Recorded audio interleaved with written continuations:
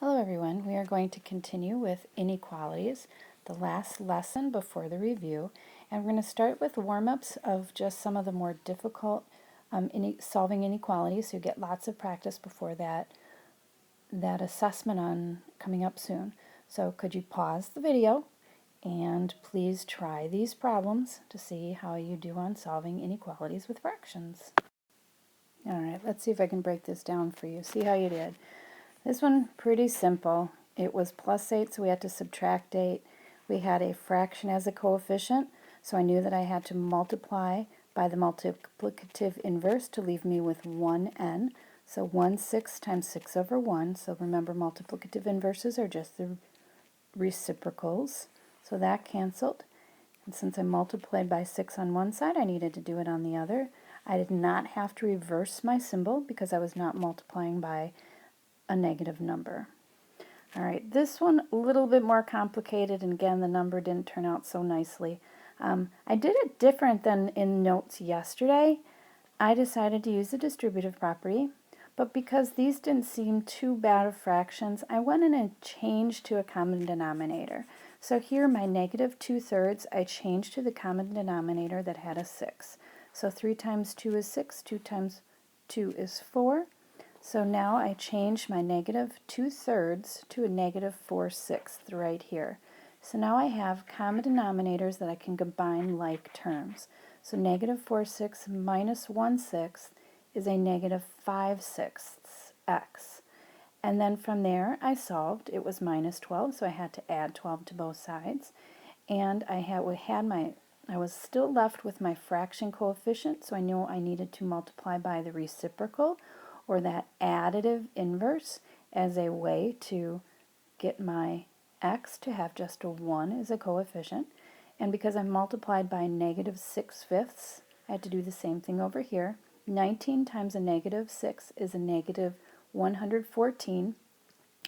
I left it as a fraction, so negative 114/5. If you wanted to do that division, you certainly may have. That is fine with me. I don't like I did in the last set of notes, to leave things as a repeating decimal, so I just left it as a fraction this time. And then, of course, I noticed that I was dividing by a negative, so I needed to reverse. Sorry, I was multiplying by a negative, so I had to reverse my symbol. All right, let's go on to notes. So, application problems. We have to figure out how to pull out the information. And one of the things that's really important is that you list what you're pulling out, or annotate in some way that I can see that you are reading the problem and trying to come to some conclusions about what it's asking. So Connor went to the county park with $22.50 in his pocket. So we have a total amount of $22.50. He bought a hot dog and a drink for $3.75. So his food cost was $3.75. So this is the amount he had to spend. Maybe I should write it like that, amount to spend.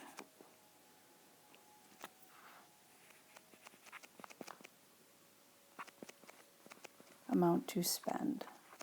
All right, food cost was $3.75, and he wants to spend the rest of his money on tickets, and they cost $1.25 each. Tickets cost $1.25 each. So it tells us, the question says, write an inequality to represent the total spent, where R is the number of tickets purchased. So R is the number of tickets purchased. Well, we know that he had $22.50 to spend. The amount he spends has to be less than that. So I know that if he spent $3.75 on food, and he wants to add to that cost $1.25 for each ticket. Now here is where it says R is the number of tickets purchased. It tells us what our variable is going to be. R is the number of rides, the number of tickets purchased. So he spent 1.25 for every ride. We don't know how many rides he went on. He might have went on 0. He might have, after the hot dog, gotten sick. He might have went on however much he had, as many as he could. So we don't know. But we do know that it has to be less than or equal to how much he could spend.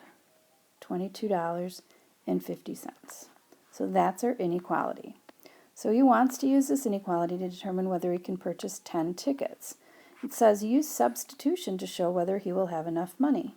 So all we're going to do is if he went on 10 rides. So now our R isn't unknown anymore. Would he have enough money?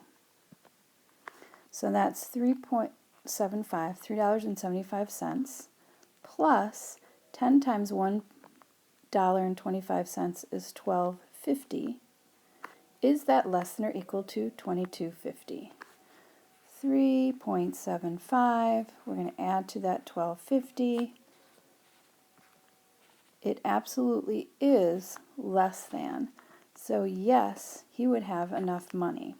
So now he's wondering how many total rides could he go on?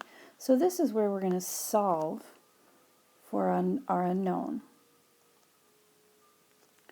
So I'm going to rewrite my inequality, but now we don't know how many tickets, so we're going to put an R back in, and he still cannot spend more than $22.50. So we're going to draw our line, we're going to subtract. So this just goes back to straight. Now that we have it, it's just straight solving. I see that my coefficient is positive, so I know that I'm not going to have to reverse. Okay, so this is what I came up with. So I subtracted, I divided by 1.25. So now I have R has to be less than or equal to 15. So remember, with application problems, you need to answer the question. You need to answer the question. So I can say that Connors can go on 15 rides maximum. So he could go on 10, he could go on 1, he could go on anything less than 15. Okay, so 15 rides maximum. So there's my answer. All right, I would like you to, on this problem, try it on your own. List what you know, see if you can write an inequality, and then see if you can solve the inequality to get an answer. So remember to list what you know, write that inequality, and solve, and then come back and check. All right, so this is what I have so far. I listed. I know that bags can't weigh more than 50 pounds, and this is true. My girls have traveled enough, or we've had foreign visitors enough, that we actually weigh the bags before they get on that airplane at home on a scale. So 32 pounds were the clothes, and then she had 5 gifts of the same exact gift, 5 of them at X pounds. We don't know how much that weighs. But if we have this inequality, then we know what it could go up to, what the maximum. So 32 pounds plus our 5 times the weight of the gifts cannot be more than 50. So now let's solve to see how heavy each gift could be. Okay, so we had a positive 32, so we had to subtract it to get rid of it. It was multiplied by 5, so we divided. In other words, of this 50 pounds, 32 of it was already used. That left 18 pounds to be dispersed between the 5 gifts. That left us with x is less than or equal to 3 and 3/5 pounds. I did not have to reverse my symbol. I preserved it because I did not multiply or divide by a negative number. So each gift can weigh no more than 3.6 pounds. All right. Hopefully you took these notes and you'll come to class ready to do your assignment. We out.